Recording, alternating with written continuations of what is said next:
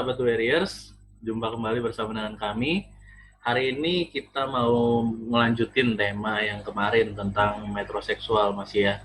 Nah, di sini masih dengan kita, ada saya Renhard Yeskel, ada Om Farul Faroji, dan ada Mas Bimo. Shalom semuanya. Halo, Halo, selamat Shalom, malam. apa kabar? Apa kabar semua? Baik-baik semua. puji Tuhan. Puji Tuhan. Ya, jadi kita kan mau ngelanjutin yang kemarin nih, obrolan yang Aha. kemarin. Terputus itu aku masih ingat gimana sih Om Bimo atau Om Fahro nih pernah punya kenalan atau enggak orang gitu yang notabene cowok tapi entah dia filler bibir atau enggak dia sulam alis atau enggak dia hidung lah dimancungin segala macam, tarik benang. Nah, itu pernah punya kenalan nggak tuh Om Bimo atau punya pengalaman? Kalau oh nih ini mah luar biasa, gue banyak kenalan nih. Dari gue dulu ya. Ya, boleh, Iya. boleh. Dari gue dulu ya. Iya Ren, masalah metroseksual kan, masalah filler, masalah operasi hidung, kulit ditarik kanan, tarik kiri, supaya kenceng. Nah, ternyata itu sebenarnya udah lama terjadi Ren. Ya dari zaman Mesir kuno itu sudah ada yang namanya tuh operasi hidung supaya lebih mancung segala macam. Tetapi hari-hari ini Ren kalau kita lihat ya banyak kalangan di selebriti ya bahkan juga di umat Kristen dan dimanapun ya untuk menarik perhatian orang supaya kelihatan cantik dia rela dioperasi Ren gitu loh. Iya, betul. Apalagi sekarang kalau lo lihat dari televisi mereka terang-terangan Ren ya gue abis operasi hidung nih di filler supaya mancung, alis gue dioperasi disulam nih supaya lebih menarik ya kan, rahang gue begini gini. Nah dan itu bagi gue era yang ya sekarang tuh dimaklumin, tetapi bagi gue pribadi Iren ya mau Bimo kita sebagai anak-anak Tuhan ya harus tahu gitu loh batasan-batasan yang Tuhan taruh gitu loh. Dan gue juga dapat ayat juga ya di dalam 1 Korintus lalu ya. 1 Korintus pasal yang ke-6 ayat 1 19. Korintus 6 ayat Ayat 19. 19. Oke. Ya. Atau tidak tahukah kamu bahwa tubuhmu adalah bait Roh Kudus yang diam di dalam kamu, Roh Kudus yang kamu peroleh dari Allah dan kamu bukan milik kamu sendiri. Nah, di sini pernyataan menyatakan bahwa tubuh kita ini bukan hanya milik kita sendiri, Om Bimo sama Om Ren, tapi miliknya Tuhan. Yang kedua, gue dapat lagi ayat di dalam 1 Tesalonika 5 ayat 18, mengucap syukurlah dan segala hal, sebab itulah yang dikehendaki oleh Allah dalam Kristus Yesus bagi kamu. Nah, di sini bagi gue kalau lo yang namanya melakukan filler, melakukan sulam alis, segala macam, bagi gue lo nggak bisa bersyukur apa yang Tuhan kasih gitu Ren. Ya, bukan berarti kita nggak boleh merawat diri kita. Silakan kita boleh pakai pembersih muka silakan. Tapi kalau udah yang namanya merubah rahang, merubah hidung, alis, bagi gue itu lo gak bersyukur ya Tuhan kasih gitu sih. Jadi dua ayat ini bagi gue pribadi ya lo gak punya hak untuk berubah apa yang Tuhan kasih, kecuali tanda kutip ya lo mengalami kecelakaan nih, contohnya Om Bimo mesti dioperasi ya kan, lalu kulit lo ditempel ke tempat lain untuk menutupi luka lo, bagi gue itu is okay case gitu loh. Itu sih Om Bimo bagi gue sama Om Ren. Oke. Jadi nggak boleh ngerubah tatanan ya kalau kayak gitu ya. Gimana kalau dari pandangan Om Bimo? Om Bimo pernah kenal orang atau tahu siapa gitu? Dan gimana pandangannya? Gini, gue punya teman dekat lah ya, seorang lawyer ya, laki-laki, terus metroseksual juga gitu ya. Terus emang kehidupannya tuh sangat-sangat higienis, terus sangat wangi lah orangnya, sangat fashionable gitu ya. Terus sampai suatu titik saya baru tahu bahwa dia tuh merubah hidung gitu, karena dia merasa hidungnya tuh kurang mancung gitu kan. Akhirnya dia pergilah untuk operasi plastik, apa namanya, filler tadi ya, nambah tulang hidung itu ya. Tulang hidungnya. Sudah operasi tulang hidung pertama kali, dia ngeliat lagi di kaca, kayak kurang pas deh.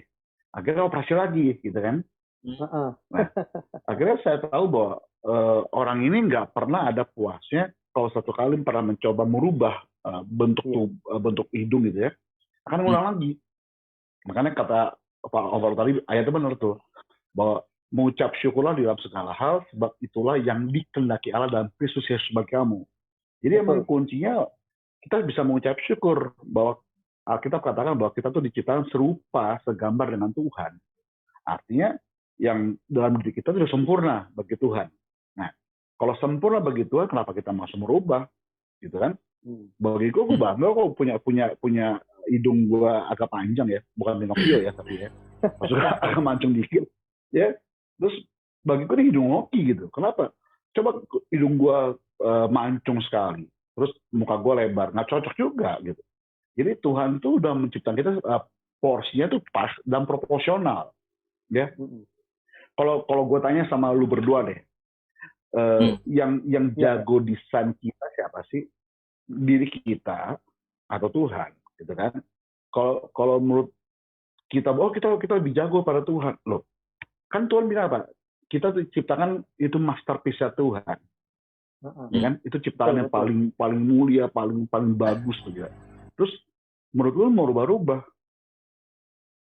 Lah bagi gue, kalau lu ngubah tatanan yang udah ada, ya berarti lu mau apa ya? Mau melampaui bahwa desain Tuhan dalam diri kita tuh nggak sempurna. Padahal nggak gitu. Padahal desain Tuhan untuk kita tuh sempurna gitu loh.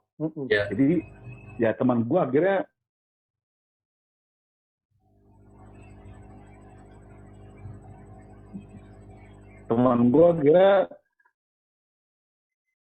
pada saat itu ya teman gue itu pada saat itu apa?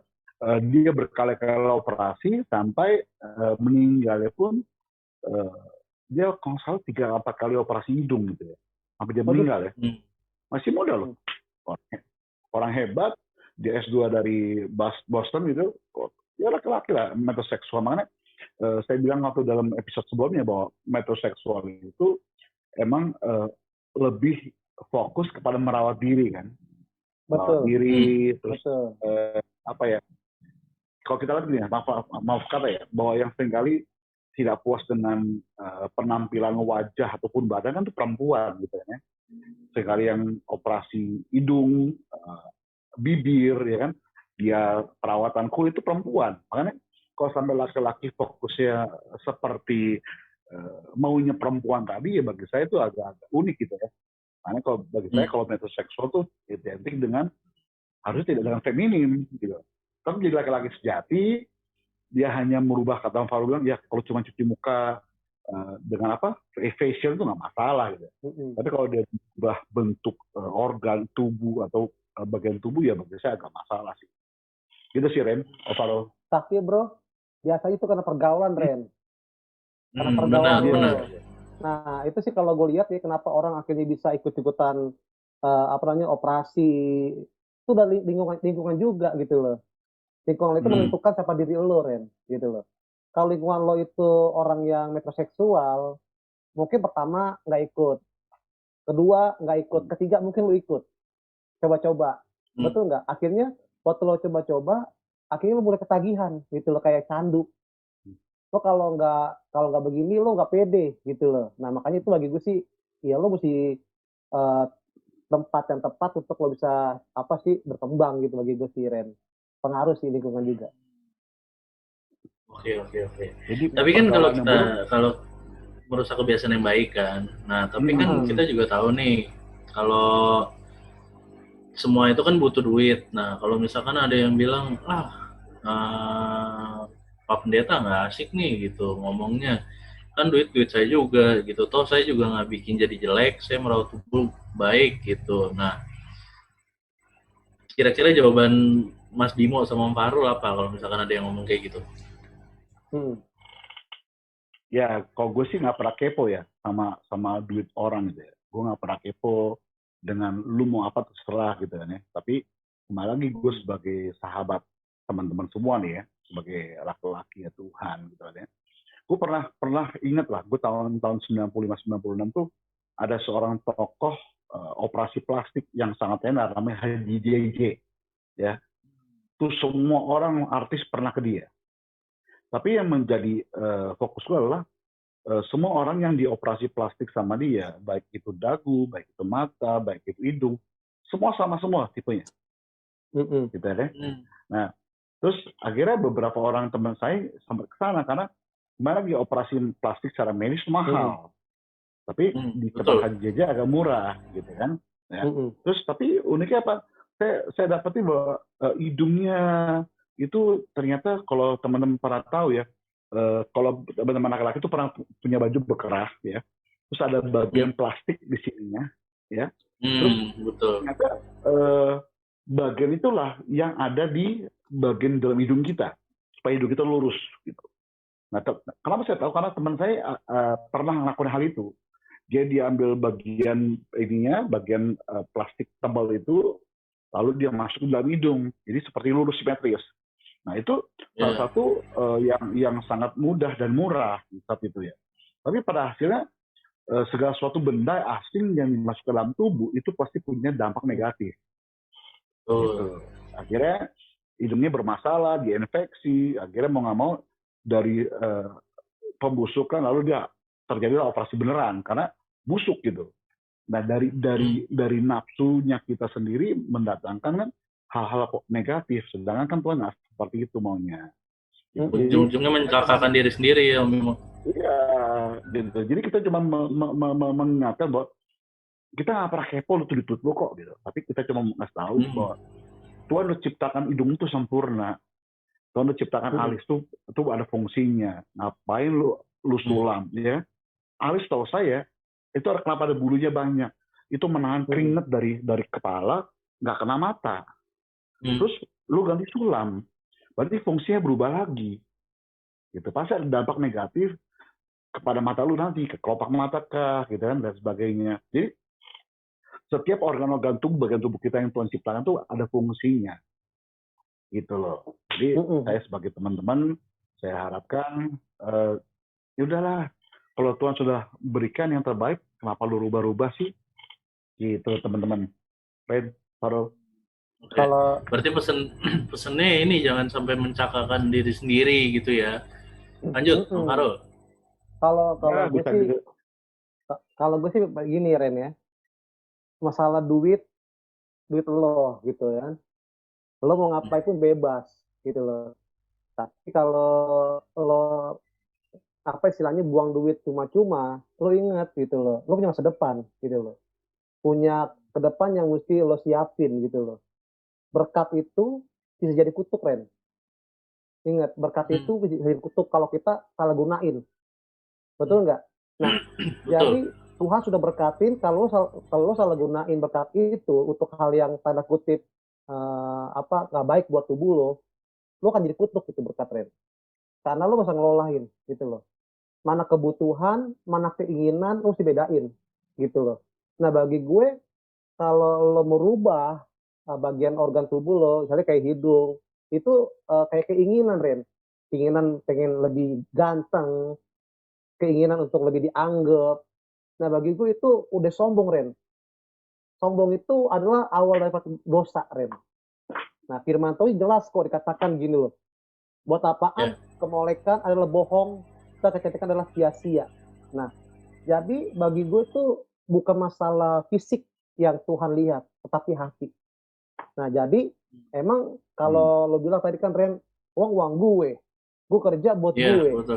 Oke, silakan. Tadi Om Bimo bilang ya lo kalau operasi tubuh lo pasti ada risikonya Om Bimo ya, betul ya? Pasti ada kayak bengkak nanah. Iya. Ada bengkak nanah di hidung lo bisa ada efek sampingnya, mungkin lo bisa sakit kanker kulit, ya kan? Nah sekarang kan lagi viral tau lo, itu suntik vitamin C supaya putih. Oh iya betul. Nah betul nggak Din? Nah jadi kalau Om Bimo pengen putih bisa Om. Nah itu dosisnya. Bener. Nggak, kalau Om Bimo cukup gigi aja lah yang putih, karena gigi kan bisa gosok gigi tuh. Gue serius Ren, gue pernah tawan Ren sama temen gue. Bro mau nggak suntik putih, biar putih kulit lo, ya kan? Berapa harganya? Kayaknya gue denger gope kali suntik gitu loh, vitamin C. Berapa kali sebulan? Ya bisa sebulan 2 kali, bisa 3 kali. Kalau lagi cepet ya lo bisa berkali-kali. Efeknya Oke. apa? Efeknya lo putih. Tapi nggak mungkin Ren, sesuatu yang instan ya itu pasti ada efeknya bro, gitu loh. Nah jadi kalau gue lihat-lihat ya emang putih sih, putih bersih, tapi lo efeknya besar. Lo bisa kanker kulit, lo bisa kena radiasi segala macam. Nah jadi bener uang lo kerja emang, tapi ingat berkat itu bisa jadi kutuk kalau lo salah gunain. Oke. Bagi gue Ren. Berkat bisa disalahgunakan juga ya. Nah, sekarang kan lagi banyak nih Om Bimo, Om Farul, yang namanya insecure gitu kan sama diri sendiri. Jadi, wah Nggak percaya diri gitu. nggak percaya diri gitu. Nah, Ah, ngelihat muka sendiri kayak, aduh, nih gue nggak bagus banget sih gitu. Kok orang lain bisa hidungnya begini, bibirnya begini. ah. Nah, gimana cara kita mengatasi insecure itu, Om Bimo, Om Farul? Ya, gini. Pertama, lu harus sadar dulu bahwa Tuhan ciptakan lu gambar diri Tuhan bagaimana dalam diri lu, dan gambar diri kita bagaimana di hadapan Tuhan. Kalau Betul. gambar diri kita itu kita nggak tahu, ya akhirnya insecure. Segala sesuatu pasti ini kurang bagus, ini kurang mancung dan sebagainya. Kalau lu tahu gambar dirinya Allah dalam diri kita kan tahu bahwa rancangan Tuhan itu terbaik. Makanya yang pertama adalah kita harus tahu gambar diri kita dulu. Ternyata selama ini kita nggak pernah tahu, bahkan bisa jadi gambar diri kita rusak gitu kan. Nah makanya kenapa banyak orang itu insecure, karena dia nggak tahu bahwa Tuhan itu ada, Tuhan itu hidup, ya kan, dan Tuhan itu menciptakan segala sesuatu untuk mendatangkan kebaikan. Gitu. Amin.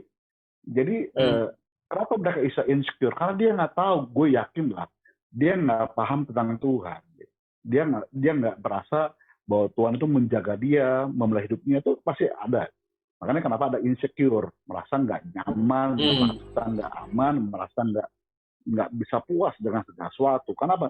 Karena dia nggak tahu gambar dirinya dia itu bagaimana, yang Tuhan ciptakan kita, gitu loh. Jadi yang pertama paling penting adalah harus pahami dulu gambar diri kita bagaimana, dan gambar diri Tuhan dalam kita itu bagaimana. Jadi konsep ini penting. Di sini kita penting. Karena kalau ini sudah salah, ya kan inputnya ke mata nih, pikiran kita. Outputnya salah. Gitu loh. Makanya apa yang lu lihat, apa yang lu perhatikan tentang gambar diri itu, ya kalau lu nggak tahu mau jadi apa. Lu nggak tahu sebagaimana. Gitu loh. Om Farel sama Ren. Ya. Oke. Kalau Om Farul gimana nih cara mengatasi ketidakpedean, terus insecure sama diri sendiri itu gimana tuh? Sebenarnya orang nggak pede itu Ren banyak faktor sih Ren. Bisa juga dari keluarga, ya kan? Bisa juga dari penampilan fisik kita gitu loh. Bisa juga penampilan keuangan kita, banyak faktor Ren gitu loh. Banyak orang insecure, banyak faktor. Tetapi satu hal yang gue mau share sama Man of God pada hari ini, dengar baik, bahwa lo itu cipta sempurna gitu loh. Lo paling mulia gitu loh. Yang pertama yang mesti lo bangun adalah mental lo gitu. Mental lo itu mesti dibangun, bahwa kalau lo punya mental ya dimanapun lo bisa jadi orang sukses gitu loh. Makanya Ren, mental itu adalah fondasi utama orang sukses.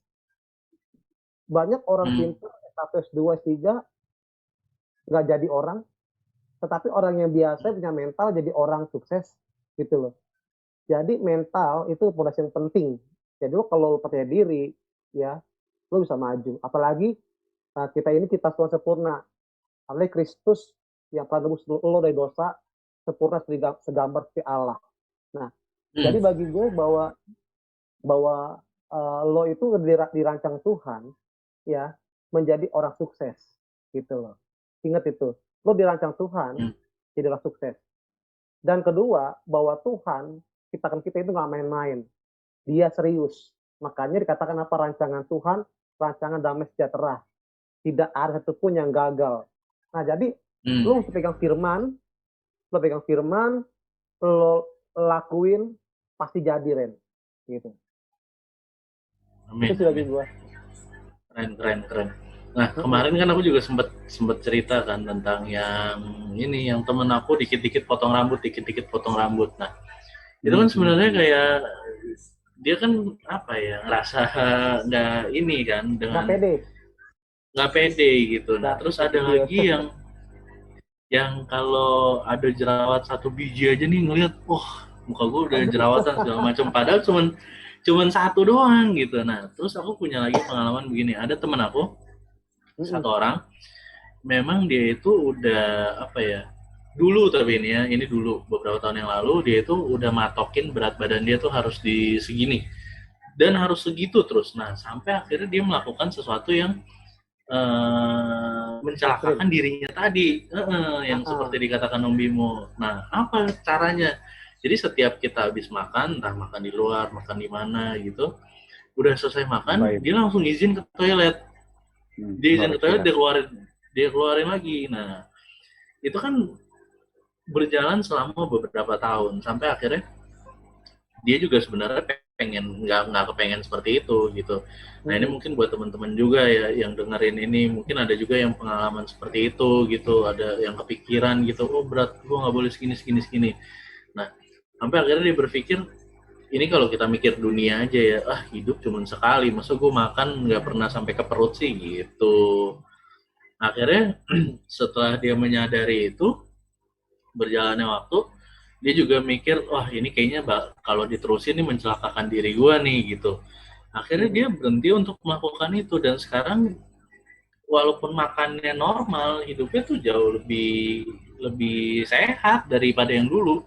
Bisa bayangin nggak, dulu tuh karena efek samping nih ya, efek samping dia seperti itu, efeknya itu dia kurus tapi perutnya tuh nggak normal bentuknya. Mm-mm. Nah, Mm-mm. perutnya nggak normal. Dan aku baru pertama kali ketemu temen yang kayak gitu. Wah, benar-benar habis makan dikeluarin, habis makan dikeluarin. Nah, jangan sampai temen-temen tuh kayak gitu juga. Terus kayak Betul, betul. jerawat baru satu biji, wah udah pusing nggak karuan gitu, besok harus hilang gitu. Nah, ya nggak kayak gitu juga gitu. Ya balik lagi tadi, caranya ya harus tahu gambar diri, bersyukur gitu kan, dan menjaga diri gitu, jangan sampai ujung-ujungnya mencelakakan diri. Nah, kalau menurut Om Bimo nih sama Om Fahrul, dari pembahasan kita Hmm. tadi ya, dari pembahasan kita tadi, Mm-mm.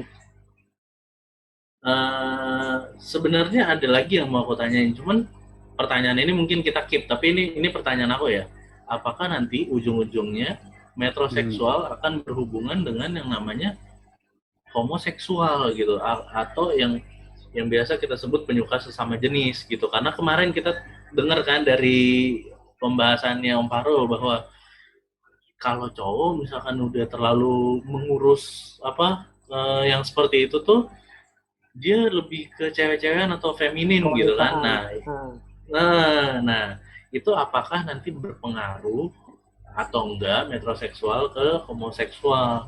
Apakah Mm-mm. sama, dan apakah nih ya, apakah orang-orang yang metroseksual selalu berujung homoseksual seperti itu? Nah, tapi pertanyaan ini kita keep, gimana, setuju apa enggak? Ya, Boleh, boleh aja Kip. kok. Jadi, Iya kan? Masih ada Karena kalau hubungannya kita kok, masih ada korelasinya kok. Masih ada korelasinya. masih ada korelasi ya. Nanti Iya. kita mungkin mau lihat juga ya teman-teman ya. Mungkin kan biasa nih yang suka ngasih ayat nih dari kedua sesepuh kita ini kan. Mungkin ada penjelasan-penjelasan teologianya nanti yang bisa dijelaskan sama mereka ya. Mm-mm. tentang apa nih? Gimana Tentang tadi? metroseksual atau tentang homoseksual? Dua-duanya, karena ini akan berkaitan kan. Mungkin dibahas di homoseksual, di homoseksualnya gimana bisa itu pertama kali timbul, pertama kali muncul gitu. Nah, apakah potensi homoseksual ini bisa datang dari cowok-cowok metroseksual gitu, Bimo? Oke. Gini, gue kasih kalimat bridging ya.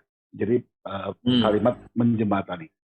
Karena seperti yang lo tadi bilang, orang inoreksia itu ya kan dia pengen kurus, ya kan? Tapi dia Betul. hobi makan. Itu nggak korelasi banget.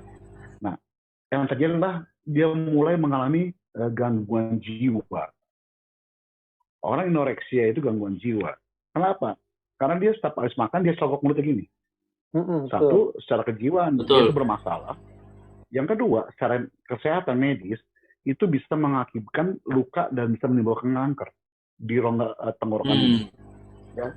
Jadi bridging adalah ternyata kenapa dari orang metroseksual bisa menjadi penyuka sesama jenis homoseksual adalah jiwanya udah mulai keganggu, gitu loh. Jiwanya keganggu karena dia nggak bisa melihat mana laki-laki dan mana perempuan. Yang dia lihat adalah ini cowok keren banget, ini cowok cantik banget, ini cowok idamanku. Betul. Mulai terganggu kejiwaannya. Nah itulah gue bilang, gue kasih kalimat bridging ya. Kalimat pengalihannya dari tema ini kepada tema berikutnya adalah orang-orang itu sudah terganggu jiwanya, gitu loh. Oke.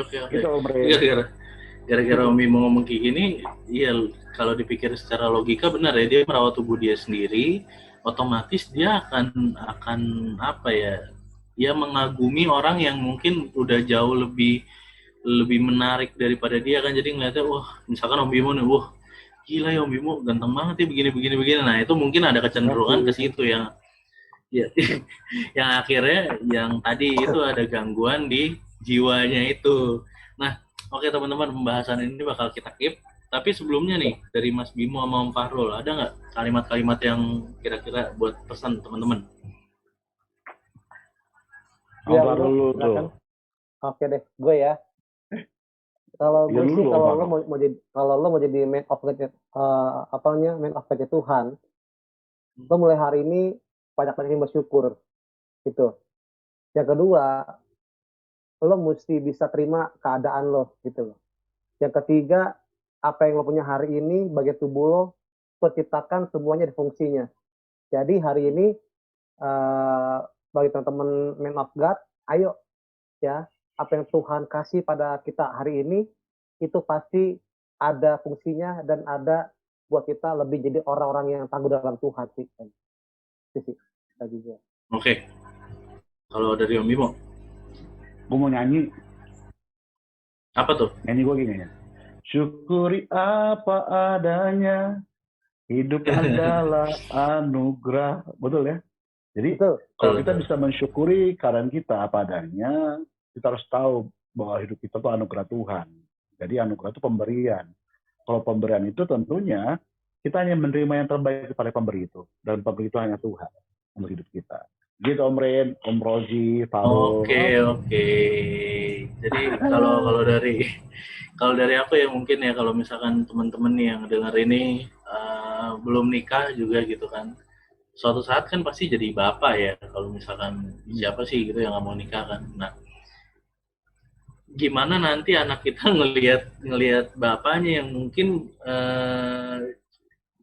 jauh lebih cantik ternyata dari ibunya kan, kayak kurang inilah gitu kan.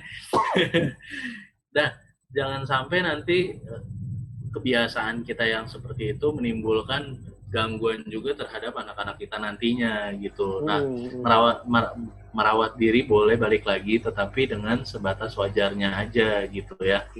Dan berusaha bersyukur terus selalu, temukan gambar diri seperti yang tadi kata Om Bimo bilang.